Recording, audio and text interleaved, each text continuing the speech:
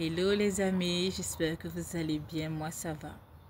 Alors je voulais qu'on s'entretienne sur un sujet et voilà, au sujet de l'humilité, du leadership, de la grandeur, voilà. Tout ça, ça englobe le même sujet. Mais le titre, ça sera vraiment l'humilité.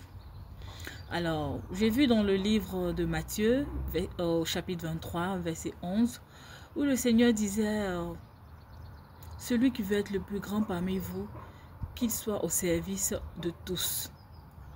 Et quiconque sera élevé sera abaissé, et quiconque sera abaissé sera élevé. Et là, Jésus est en train de nous montrer l'exemple pour nous dire en fait, celui-là qui veut être le leader, qui veut être le plus grand, qui veut diriger, qui veut être chef, il doit être quelqu'un capable de s'abaisser en fait, quelqu'un de très humble, quelqu'un qui est capable de s'humilier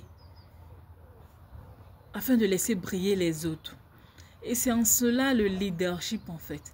C'est vraiment à l'opposé de tout ce qu'on voit actuellement. Que ce soit avec les chefs d'État, que ce soit avec les chefs d'entreprise, que ce soit avec même dans nos familles, dans les relations, voilà, hommes et femmes.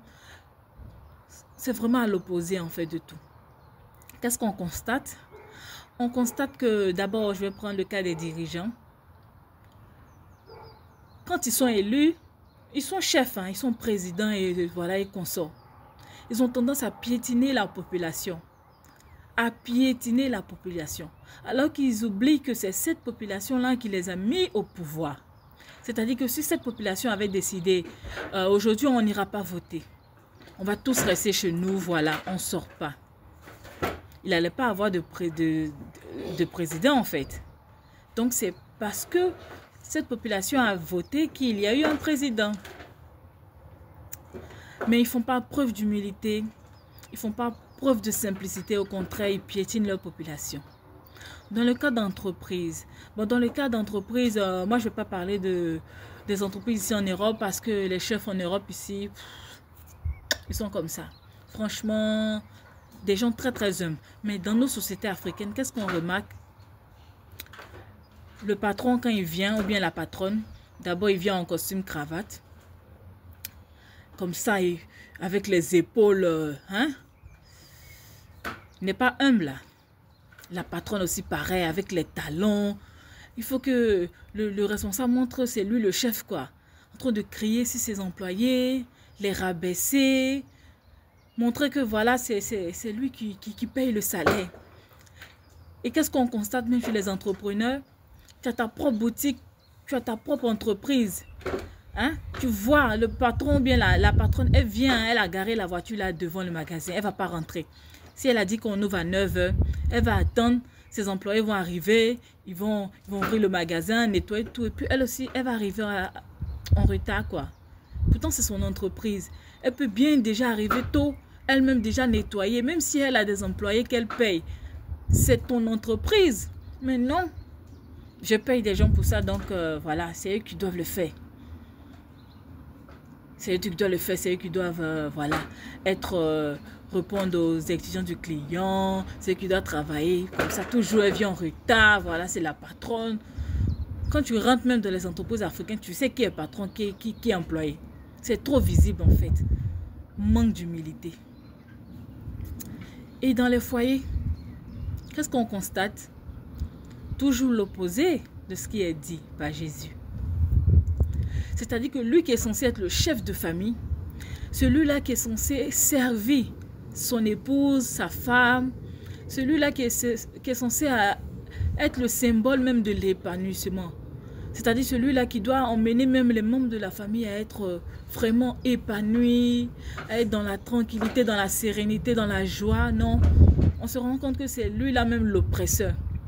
Il y a des familles, quand le chef de famille rentre du travail comme ça, les enfants sont en train de jouer, danser.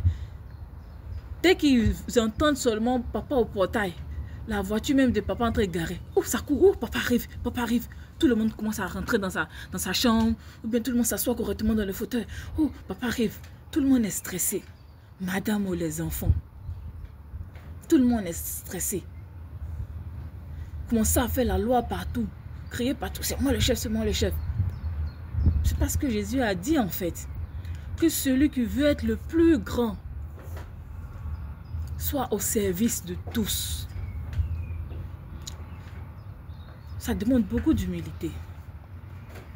Et nous devons être des personnes très humbles. Moi, j'aime beaucoup les chefs d'entreprise ici en Europe. Bon, je ne connais pas toute l'Europe, mais particulièrement ici en Belgique. J'admire vraiment le comportement des patrons. Tu vois, le chef d'entreprise, il vient, il a porté le t-shirt de son entreprise, il est habillé simplement, il met la main à la pâte, il ne se dit pas non, c'est moi le chef, pourquoi je vais faire ici? Non, il met la main à la pâte.